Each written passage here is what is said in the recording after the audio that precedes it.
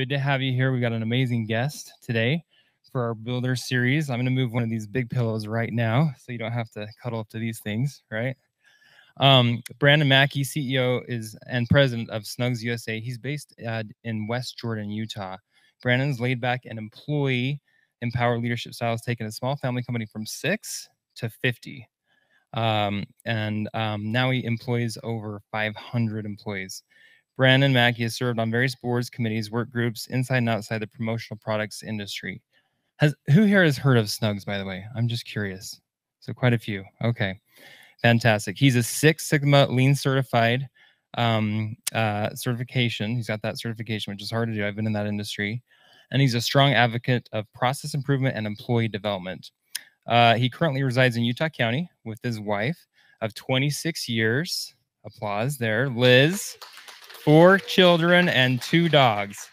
In his free time, you'll be sure to find him highly engaged in things, all things outdoor, okay? In Utah, skiing, biking, running, and watching his kids at various sports. And he is a BYU fan, which we all know it's happening this weekend, right? Okay, Brandon, with that, come on up. It's good to have you here. Give him a round of applause. Thank you. Yeah, have a seat right here on the couch. We give these special guests the blue couch, the special couch, right? Brandon, it's good to have you here. Thanks for joining us. Thank you. Thank you. And you've been to RevRoad before, so. I have.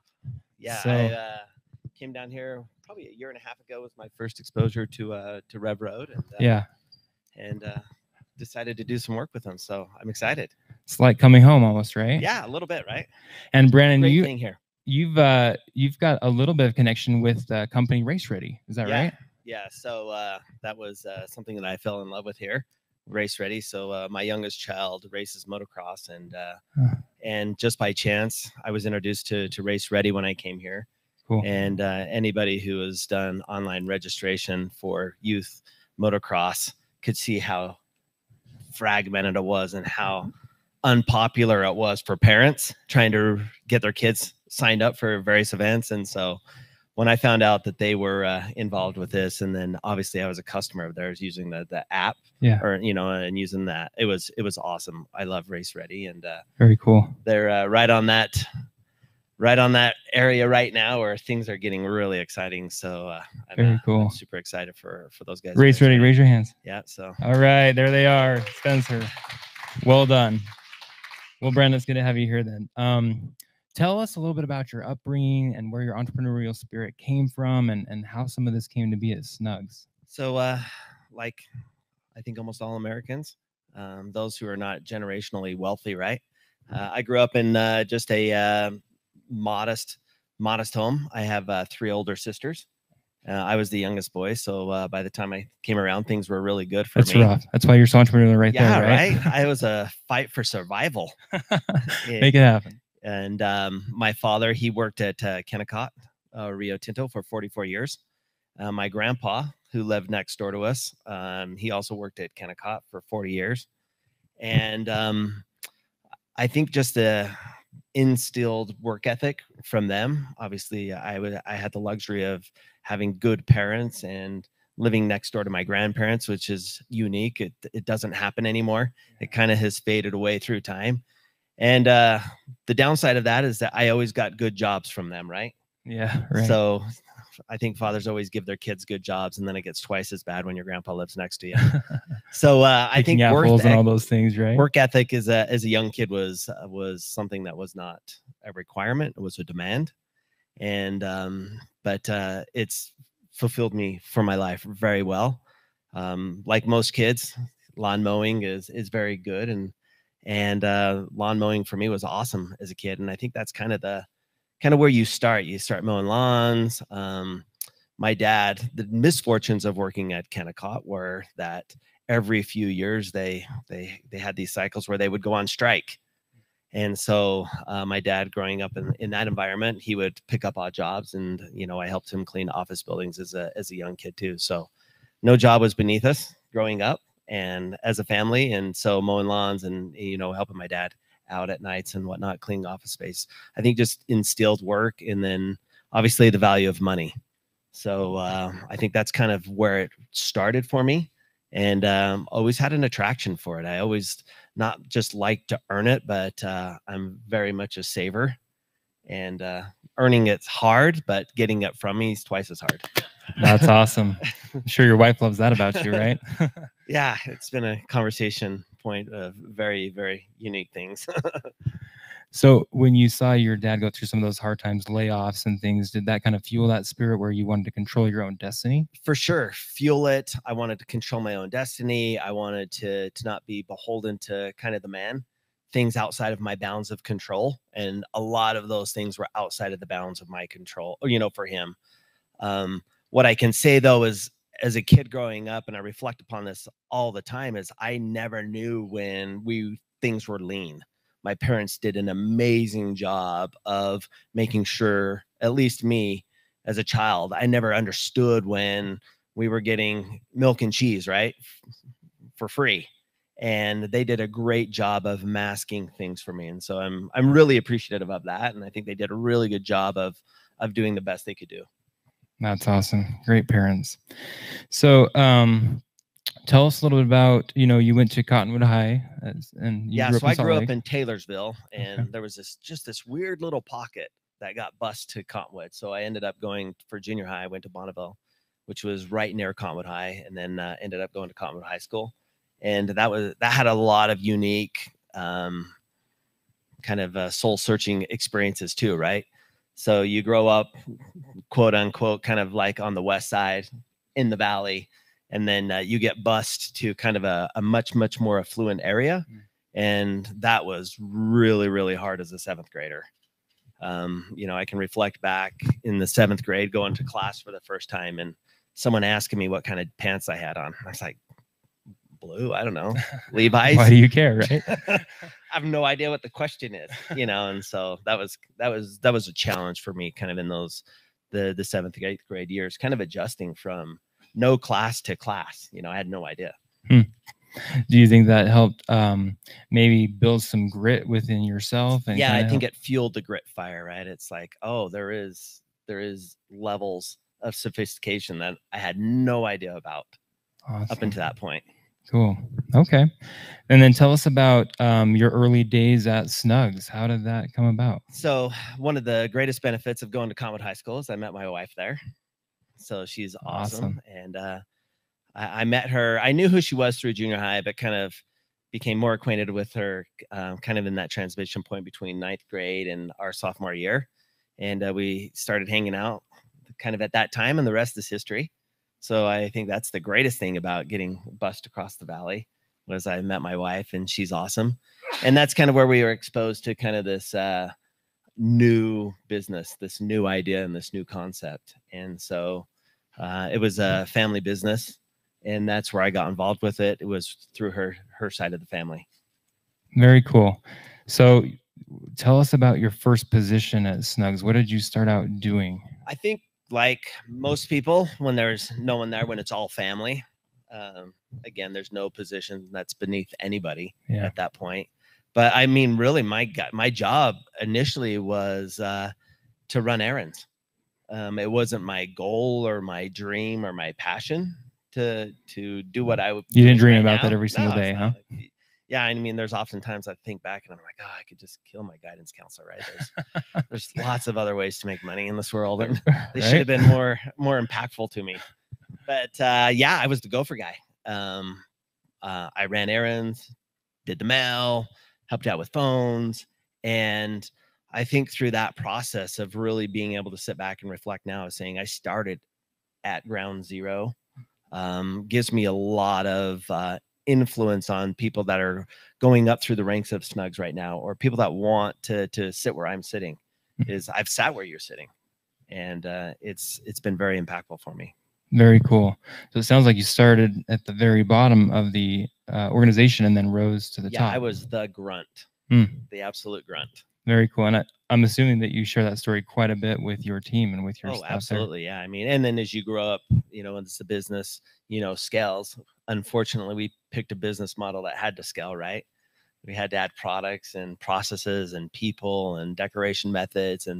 And I was just in a position where I was always hands-on. and I can really understand what the crisis is. Even today, if they say, hey, you know, I'm having this crisis, the ink isn't sticking to this type of material, or I'm having an issue in Asia, or I've been that boots on the ground, and I understand really cleanly of what their concern is. Very cool. So you're going to Cottonwood High, you meet your future wife. Yep. So it's 26 years plus some. Yeah, right? 26 plus. Plus some. And then tell us about, did you go to college? Tell us a little bit about that. Yeah, so probably the downside of kind of where I am is my college was probably less formal. And anybody who's listening or anyone that's out there, and myself, as we try to talk our kids into going to college and finding out the right path for themselves. I didn't go to college.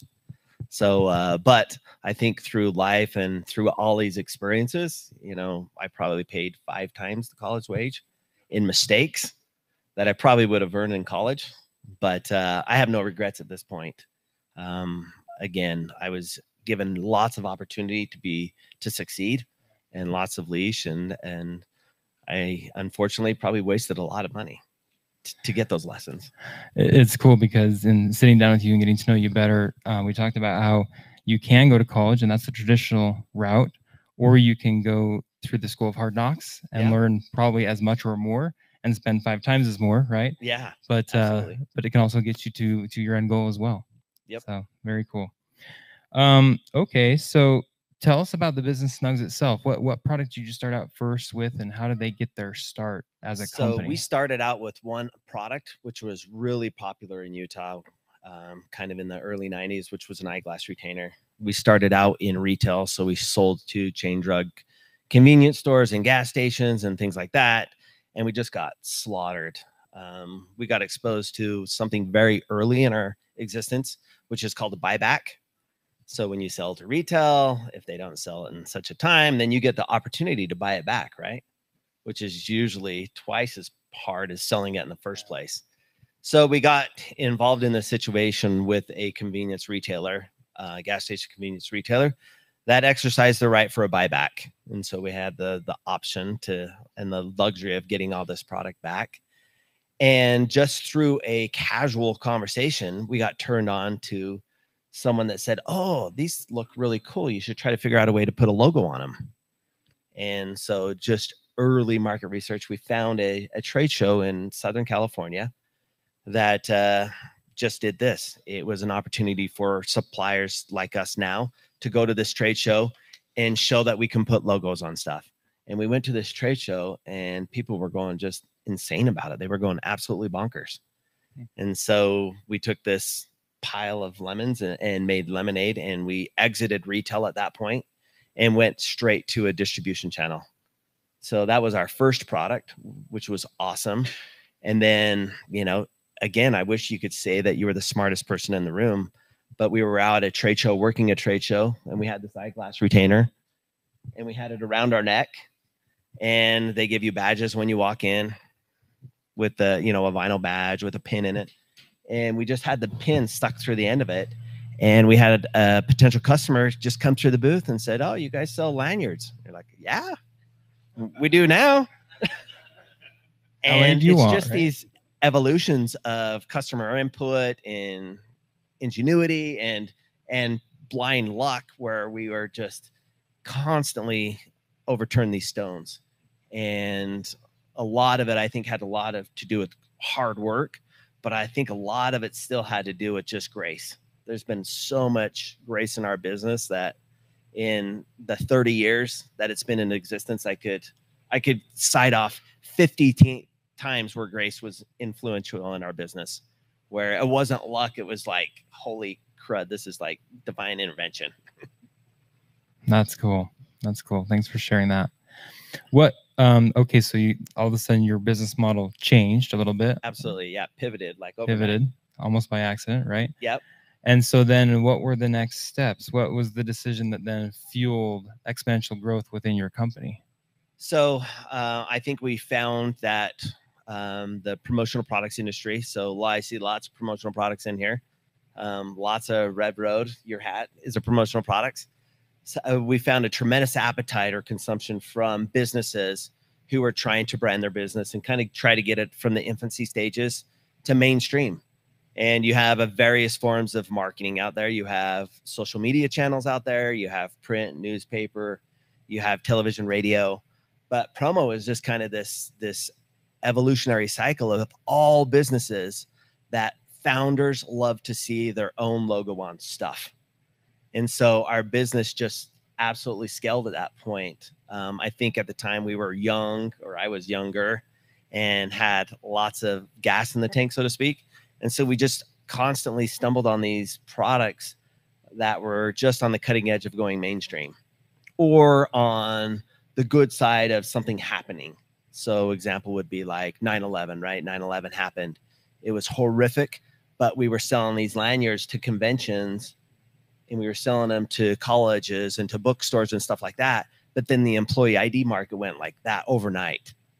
So not only did we have those markets, then we had the entire employee ID market that just turned on like a light switch overnight, because no one cared who was who anymore. You know, prior to that, you just went to an office and you worked, and no one asked any questions. But then after that, you know, military, travel and tourism, all of these elements just turned on really quickly. And we just continued to add products at that point. Very, very cool. Did it ever concern you, Brandon, in any time of your business that you guys didn't have a specific, unique, and defensible product, something very patented to your business? Did that ever concern you, or you were kind of reselling what was already out there? Yeah. So if you're in the commodities business, which we're in a commodities business, you can get online and you can find a million different sources for anything anymore. We couldn't always fight on price point. So we had to pivot, and we had to just go straight to service. So we just created this philosophy where we just never argued with our customer. If they made the mistake, we ate it. If we made the mistake, we ate it. And then we started to onboard some really, really large distributor resellers. And with that model, our business just flourished. And we couldn't always compete on price. But even today, if you were to price research or index us against other vendors, we're not even close to the cheapest. But what we can provide you is we can provide you with assurance that once you give us the order, that's the last time you have to think about it. And we really pride ourselves on that. Our average order size is like 800 pieces, which doesn't sound like a lot, but where we're kind of a pull manufacturing, where we manufacture to demand, we process and ship our orders on an average of 48 to 72 hours. So that's concept to decorated out the door. So, and there's a lot of talking points in between that. I mean, a lot of systems and processes and stopgaps to make that happen. And a team of wild, you know, amazing people. Very cool. So it sounds like one of your competitive advantages became customer service, really helping the customer feel like they were being taken care of. Is that right? Yeah. And, you know, I think for us in our industry, which has been done in other various industries of retail, you know, it could be the Nordstrom way or whatever. We just adopted that philosophy for our model. And it was very, very, very healthy for us. So we've got lots of founders here in the audience that have started and built companies, and a lot of them do struggle with keeping that level of quality customer service in their companies. How did you do that? I'm curious how you're able to instill that. I think a lot of it is, I think the youthfulness of our company. We were lucky with that. We had lots of aggressive young talent at Snugs. And I think that we just embraced the opportunity to try to find ways to make a bad situation a good situation. And we keep what we call love mails, and we take great pride in customer feedback on a positive way.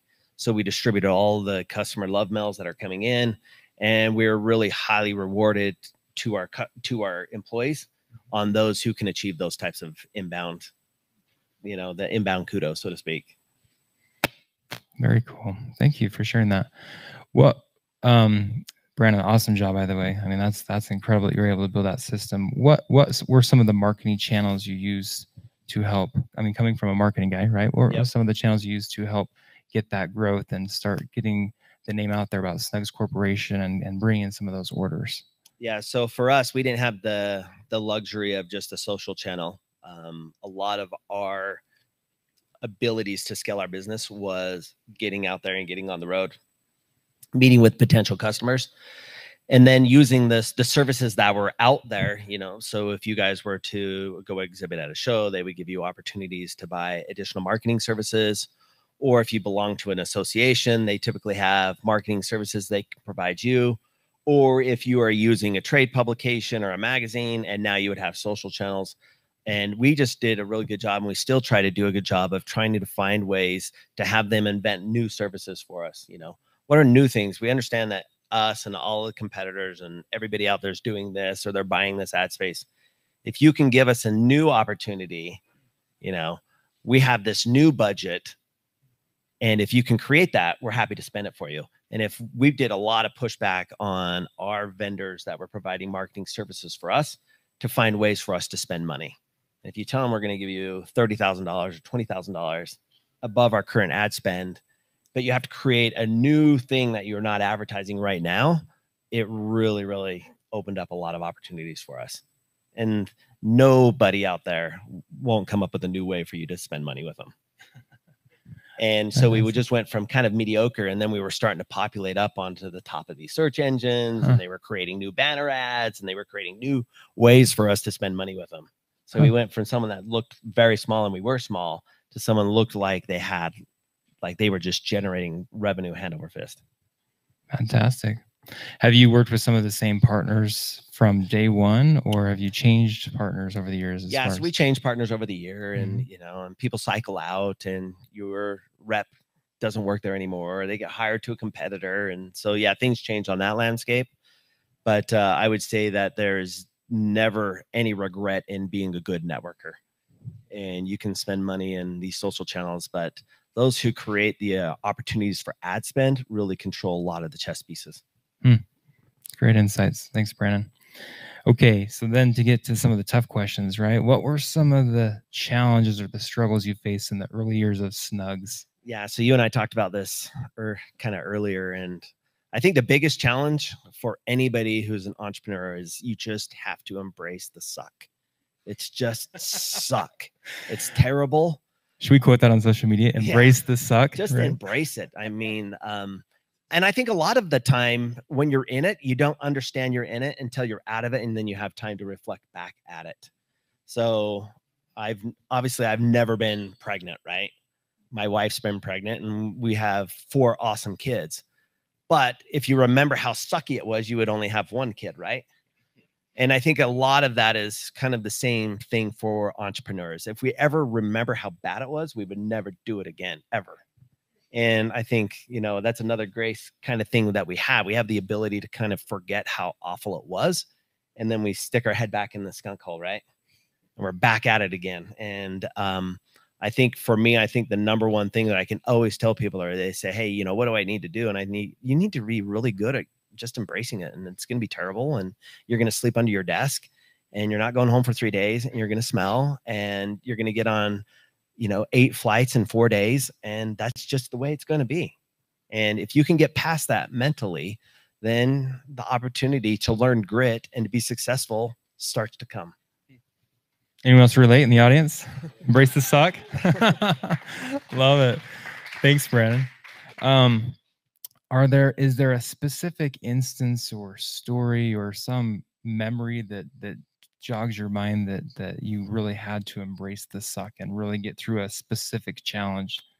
Yeah, I mean, if I reflect back over the years, I think financially suck is some things that are unavoidable unless you're funded by some fund that has money to infinity, right? Which I've never crossed those paths.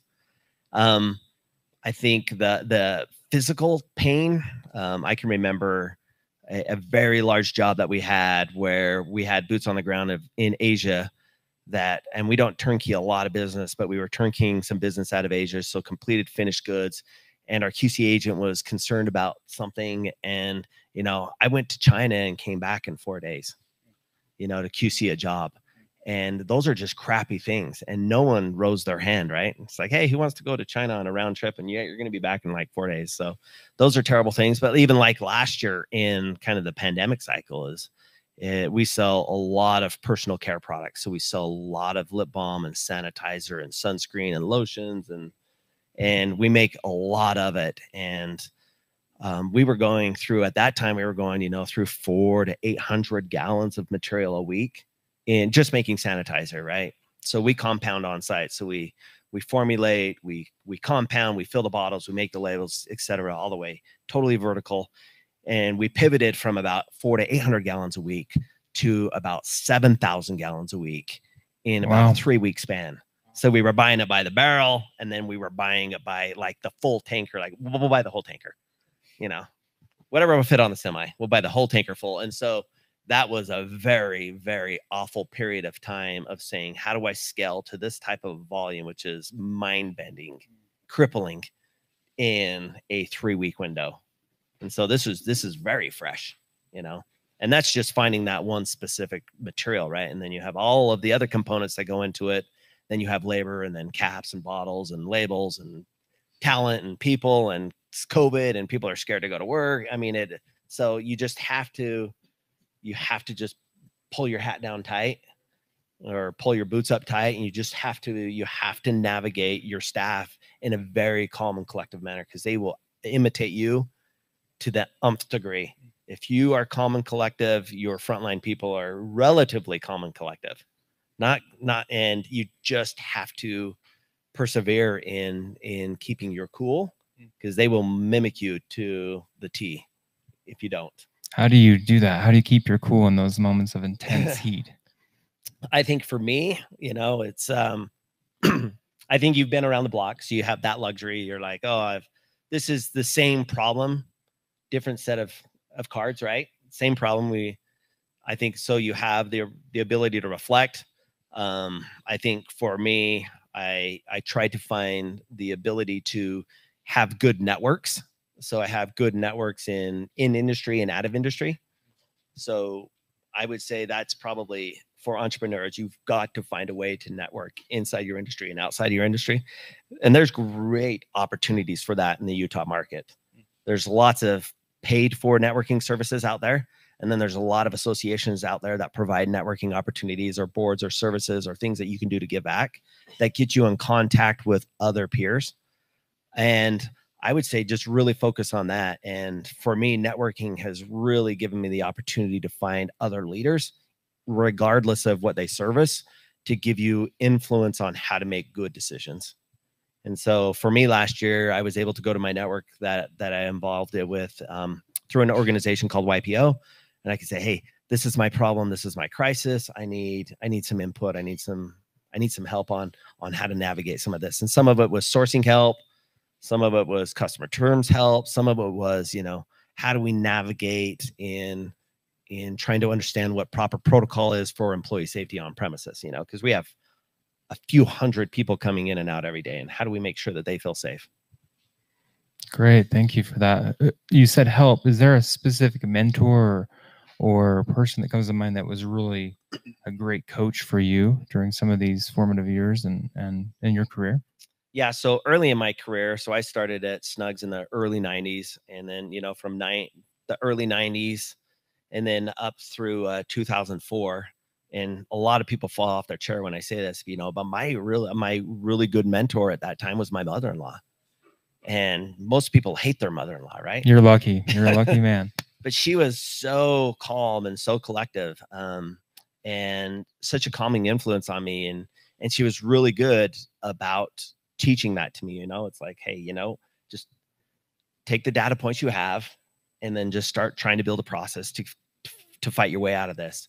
And, the downside to that is, from the early 90s to 2004, it was awesome. But she died, kind of unexpectedly within just like a 12-hour window in 2004. And so sorry to hear that. Yeah. So, but I reflect back on that and a lot of the conversations we had. And I would say she was probably my biggest, not just a good advocate, but my biggest mentor up until that point. Really cool. Thanks for sharing that. One of the things you mentioned too as an early challenge in the days of Snugs is you said sometimes there's a cost to your family, and your family pays that cost when you're so busy at work and running a company. Do you want to talk to that for a minute? Yeah, and I think that's kind of the biggest misnomer about success, right? You look at people that are successful and you're like, oh, things were so easy, and and look how wonderful they are. And they're sitting courtside at the Jazz game, and life has been just, you know, rosy for them. But there is a tremendous amount of sacrifice there. And I've not met anybody who hasn't had to pay that piper. You have to pay the piper. And it's simple things. It's like dance recitals, kids games, dads and donuts, all of those Christmas programs, all of those types of things for a very long window of time that you're just not an active participant of it. And I would say that's the untangible. You cannot put a monetary price on that, and you have to pay it at some degree. And I look back at that, and it was a price that was paid. But I've talked to my older kids about it, because we kind of have this split house. I have a daughter that's 24 and 22, and then I have a son that's 18 and 14. So we kind of have these two different versions of what dad was like, right? And so I talked to my older kids about it, and they're like, "Oh, you were never here, but I'm glad you're here now, right? You were here when it mattered to me, when I was an older adolescent going through and stuff." But those are the types of sacrifices that I think that are not written about enough. And it's hard to put a price on what that is. Thank you for sharing that. So what advice would you give then to entrepreneurs to help prevent that? Lucky for me, I married up, right? So I had an awesome wife that held it all together, that never made it feel like I was putting undue burden on her. So I think that was number one for me. Number two is I just made it a firm commitment that I would never leave before Sunday night, and I would always be back by Friday afternoon. And a lot of that means that you're going to take some very unsavory flights, right? How many people take crappy flights so they can be to their kids' stuff? Yeah. So you do those things because you don't love it, right? But it matters to them, right? I can often think of times where I would go from the airport to the sports game, or from the airport to the dance thing, and you were like walking in by like the hair of your chinny chin chin, right? and those things matter. And I think those are things that you have to make commitments to. And sometimes you might get other opportunities to go out there and sell one more thing, or go to one more meeting, or meet one more customer, and you just have to do those things. Like the 4 days to China, I had something on the back end I could go. It would have been better if I could have spent 7 days or 8 days there, because then I could have tied some other stuff into it. But I had a hard cutoff that I had to get home. So I had to get there and back in 4 days. Awesome. This is really good information here, Brandon. What would you talked a little bit about systems, and I'm sure that with a products company, you have to really maintain great systems at every turn, right? What would you say was the best system you implemented that had the biggest result for your company? I think the biggest thing that I've done myself, and then 3 other people, we became Lean certified. And so this happened in like 2007, and we manufacture a lot of product. So we manufacture on premises, we decorate, and we ship, and we're shipping 120 to 150,000 pieces per day. So a lot of volume. Wow. Yeah. And that was really kind of the aha moment for me, is going through that process. And we went through this course. It was 6 months. It was 3 nights a week, every other Saturday for 6 months. Mm-hmm. And it just taught me the value of time.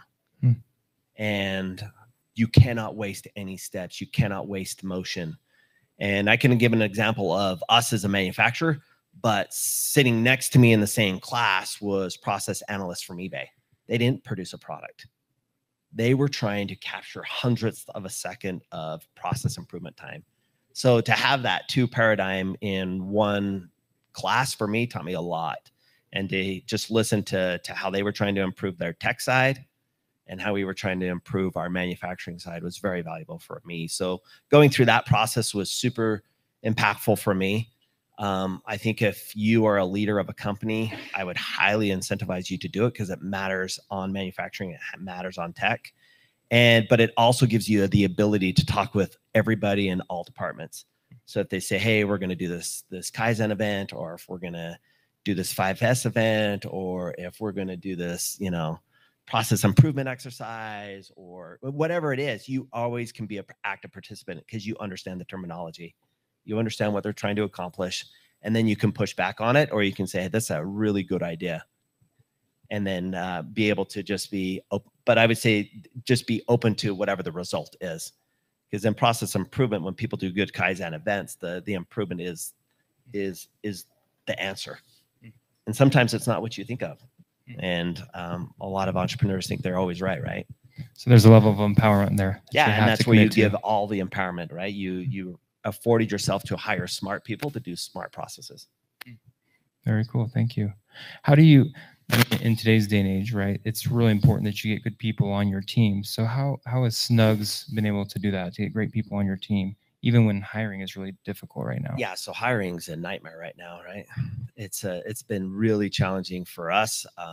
Not so much at the admin or executive roles or manager, supervisor roles, but entry-level roles are really, really challenging for us. But I think back to the second thing that mattered to us in 2014 is we were in an exercise which had nothing to do with process improvement. It had to do with values and, what do you do at, what's your goals? What are your, and so we created core values. And when we get people in and we have managers that are working with staff, regardless if they're working in boxing and shipping, or they're answering the phone, or they're on a procurement team, they understand exclusively what our values are from the very first second. And it is really a good hook for us. And they know we don't deviate from them, because we have tenured employees all across the board that say we never deviate from this. Our values are these 4 values. And if you exercise them, then, we care passionately, we think big, we work like crazy, and we always do what's right. And do what's right is sometimes the hard part, right? It's like, it was the customer's half wrong and we're like half wrong, and employees oftentimes think that they want to like win one for the company, right? And you're like, no, you lose this one, because what's right? We believe that if we were involved in the air, we eat it. And so just walking them through those, and it could be something that's not a customer driven thing. It could be, hey, Brandon, we have this new FDA regulation. It's kind of like, should we do it? Or, we don't. And it's like, no, we're going to go through the process. We're going to get the consultant, or we're going to do whatever it is that we can competently say that we comply. And I tell people all the time, there is no price for sleep, ever.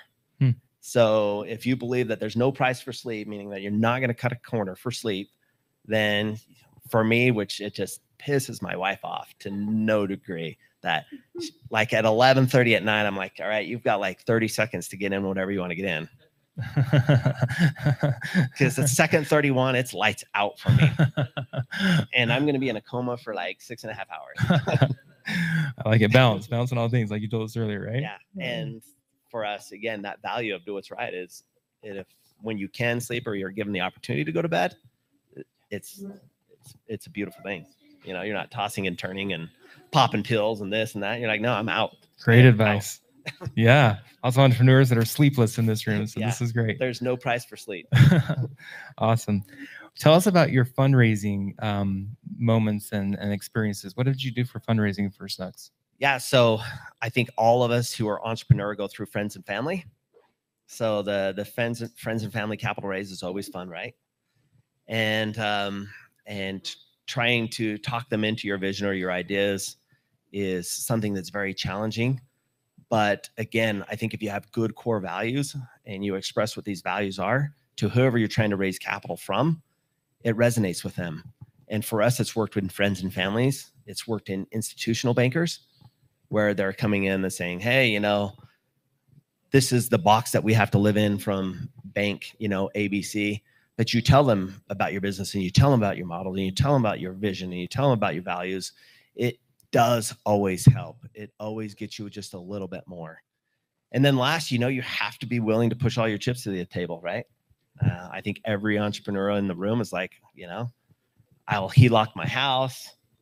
I will use, if there was an endowment or my parents were going to give me money, I'll borrow again, whatever it is, I'll title loan my car. I mean, those are what separate, those who potentially are going to make it and those who won't. If you push your chips to the table, you're all in.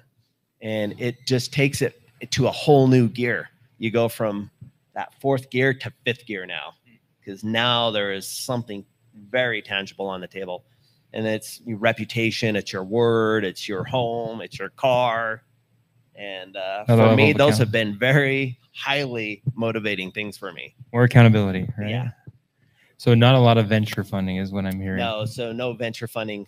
We've done some private equity funding in 2019, but again, it's the same thing. It's the same motivation. It's the I have taken on responsibility. I have a fiduciary responsibility. I have integrity to say I'm going to take this money, whether it's 10 million or 5 million or whatever, and I'm going to get a return for my investor, right? They said to their LPs, if you bet on Snugs or you bet on this guy, that he'll give you a return. And that's a very big driving motivation factor for me. It says a lot about your character and your leadership style. Lots of integrity. So thanks for sharing that. What when we were talking a little bit earlier, you said one of the biggest challenges for your company specifically is time to get product to the customer, right? It used to be days, now it's measured in hours, and it's just been a huge transition for your company. Tell us a little about how you've been able to accomplish that. Again, I think a lot of it is through our lean principles and trying to find a way to squeeze a second out of anything. Again, we chose to kind of be a pull manufacturer.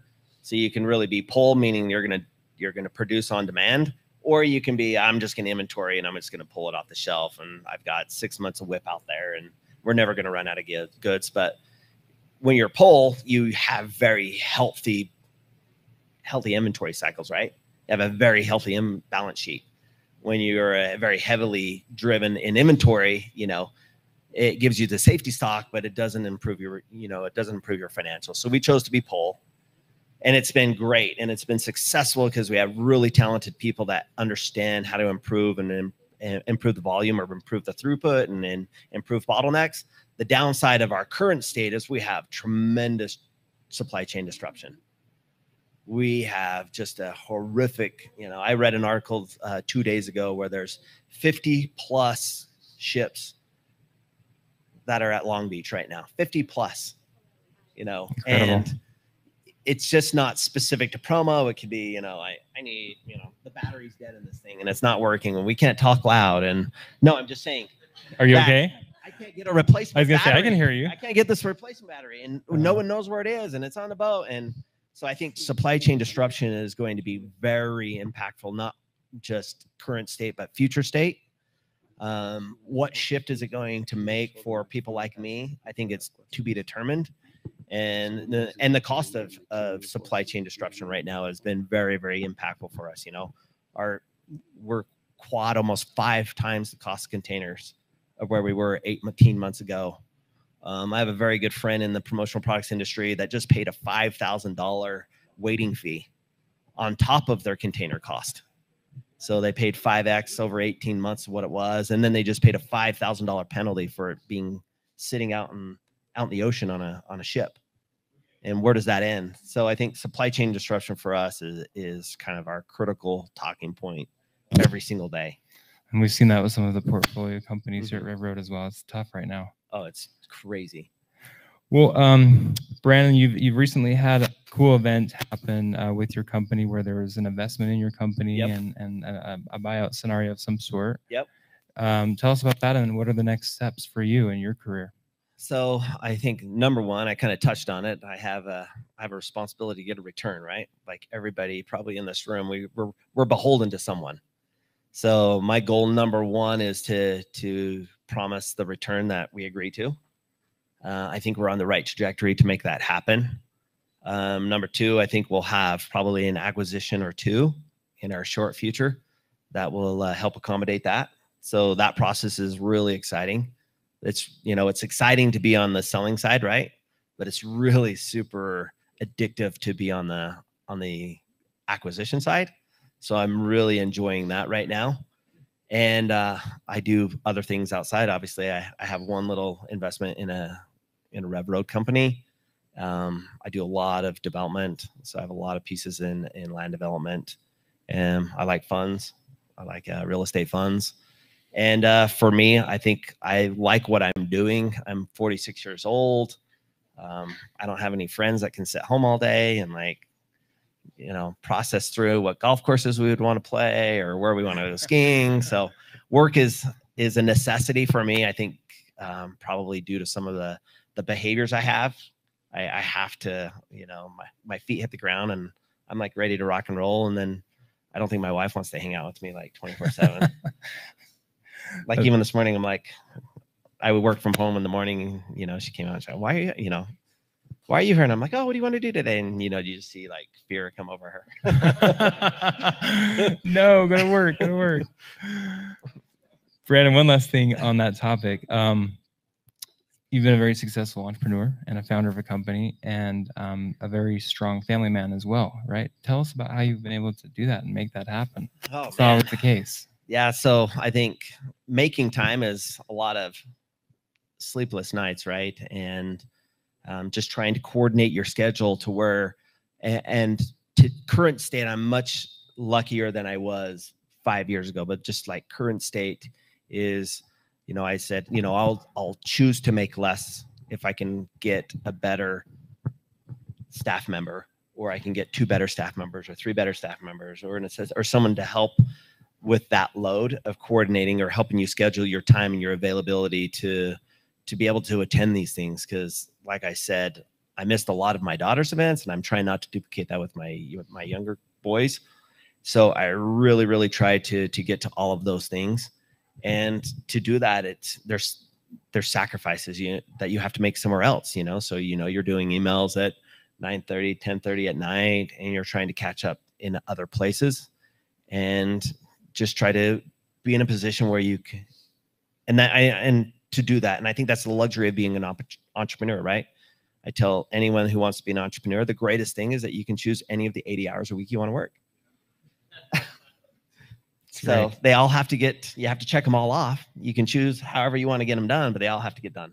That's right. That's great.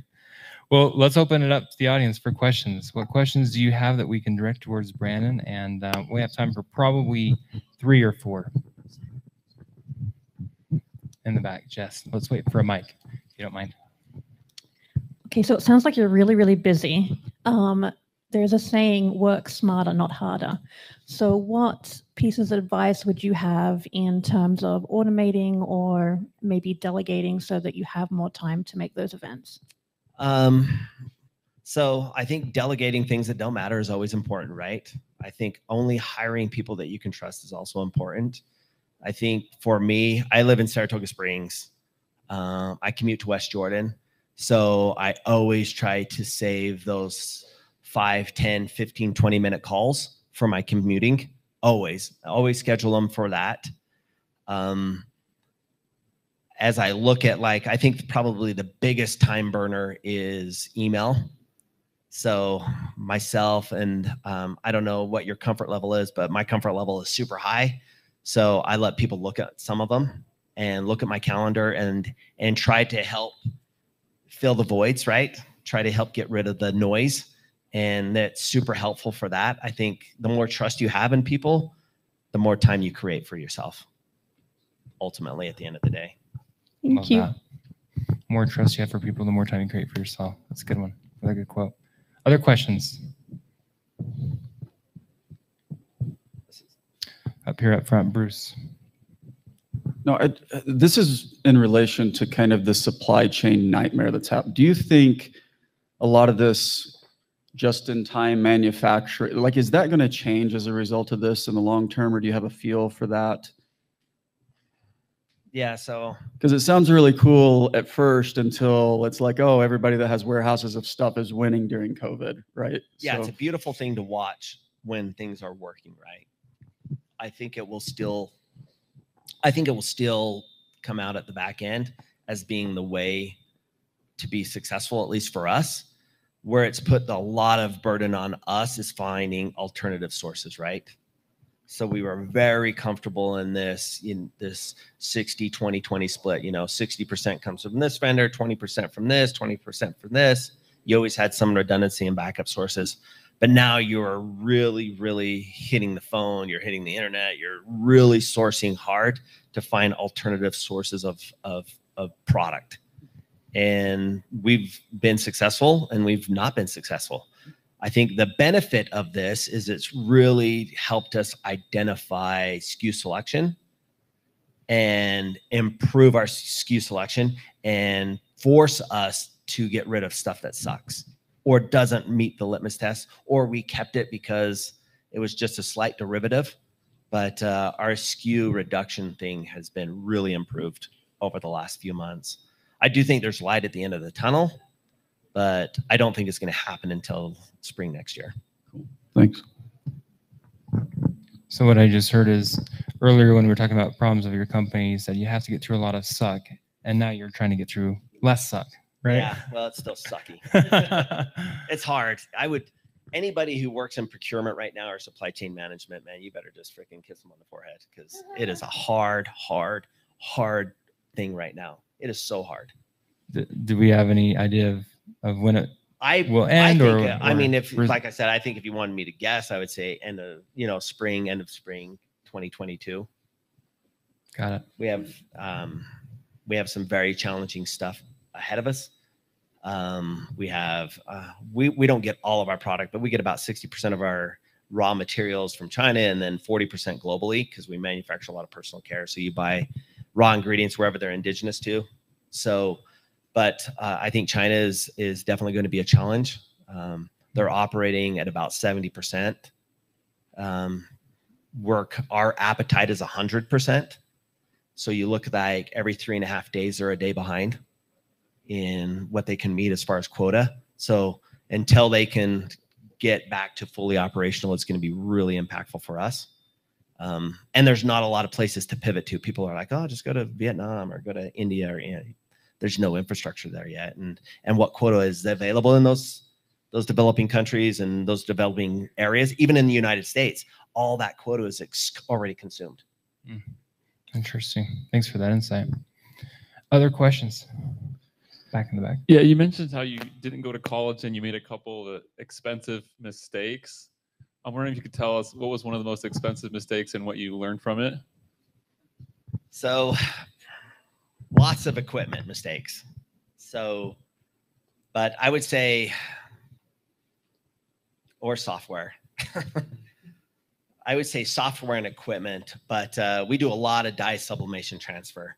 So you print dye sublimation ink to paper, and then you take that paper and then through heat and pressure, you transfer it to a substrate. So like the cycling jerseys and things that are really bright and vibrant, scarves and masks and gaiters and that are like totally full color and look super cool.